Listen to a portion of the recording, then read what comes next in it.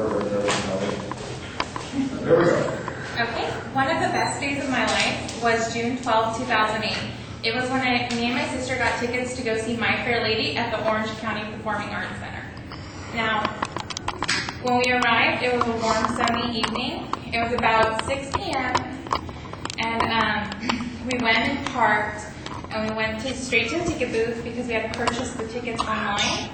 And so, when we arrived at the ticket booth, the lady, the cashier, said, she told us, some people decided not to show up, and they called us and let us know, would you like to upgrade your tickets?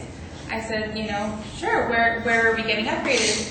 She said, you're moving from the kind of side, back of the theater to the middle center, and it was only for $50 more, which sometimes sounds a lot, but if you've ever been to the Orange County Performing Arts Center, it's a pretty good deal.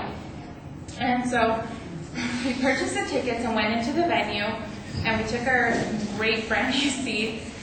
And now, if you're not familiar with My Fair Lady, it's a story about a poor flower girl who she has a Cockney accent, and what that means is she has probably back in the 1800s, it was a accent that was very, immediately if you heard it, you knew it was a low-class citizen, which sounds really rude, but that's what it was.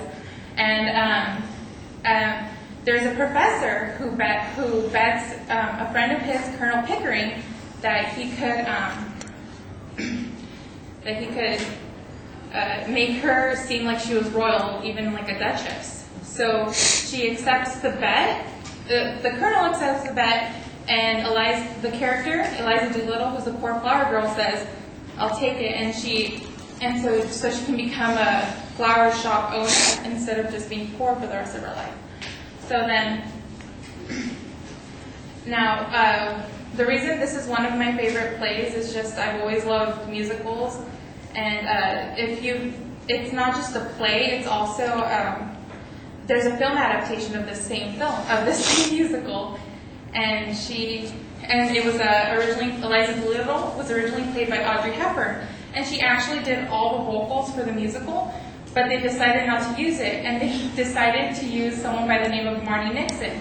Now, how this ties into the play that I went to go see is that Marnie Nixon played Professor Higgins' mother in the musical, and she did again, like I said, the audio recording for Audrey Hepburn.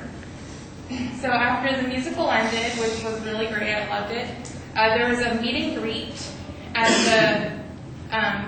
the lobby of the Performing Arts Center, and I was able to go and talk to the lady who played Audrey Hepburn and Professor Higgins and Colonel Pickering, who again are the main characters. And when I went to go meet them, I got to meet Marnie Nixon, who again is Professor Higgins' mother in this musical, and did the audio. And so I went and met her, and I said, I love your voice.